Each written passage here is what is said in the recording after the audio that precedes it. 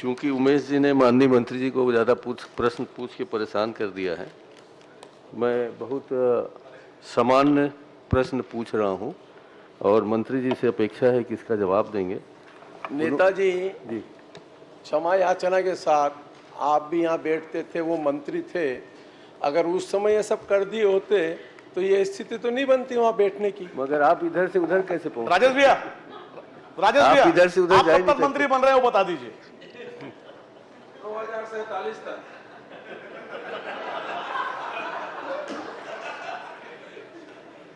अध्यक्ष महोदय, माननीय मंत्री जी ने बताया है कि मार्च 2024 से जनवरी 2025 तक कुल 24,194 हितग्राहियों के मृत्यु की जानकारी प्राप्त हुई है, जिसे भुगतान की सूची से हटाया है।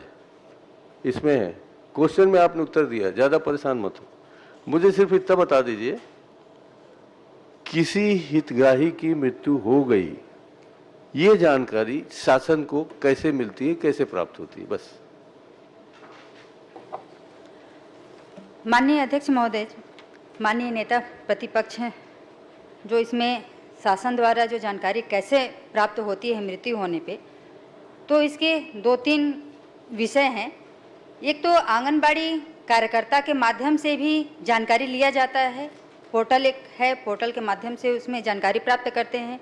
दूसरा एक ऑनलाइन पोर्टल है, उसमें स्वयं उनके घर के कोई व्यक्ति हैं तो आवेदन प्राप्त कर सकते हैं, मतलब कोई हमारे घर के कोई मृत्यु हो गए हैं, ऐसे करके जानकारी प्राप्त करते हैं। ठीक, चलिए मैं आपको पूरा समय दे रहा हूं जब तक कागज ना आ जाए। हितग्राही जो मर गया हो तो अपनी जानकारी दे नहीं सकता कि मैं मर गया,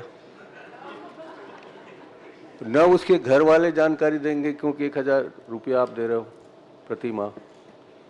तो आपका पटवारी का प्रतिवेदन आता है कि तहसीलदार के पास आता है, फिर कलेक्टर के पास आता है, फिर शासन को कैसे पहुंचती है, और शासन तक पहुंचने में कितने महीने का समय लग जाता है। उतने महीने तक आप हितग्राहियों को जो पैसा देते हैं वो कहाँ जाता है कि उसको वापस देते हैं आप?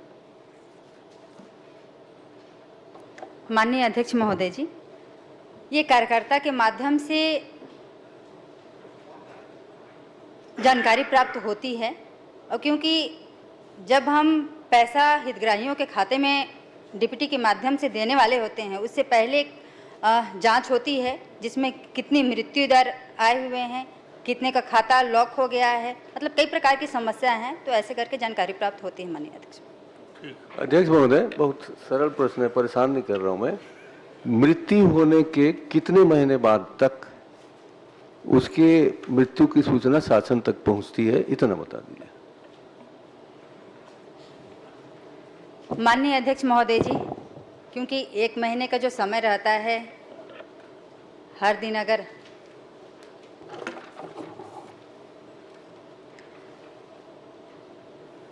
आंकड़े में तो नहीं बता पाऊंगी, लेकिन हर दिन अगर छत्तीसगढ़ में देखें तो काफ़ी सारी मृत्यु होती हैं।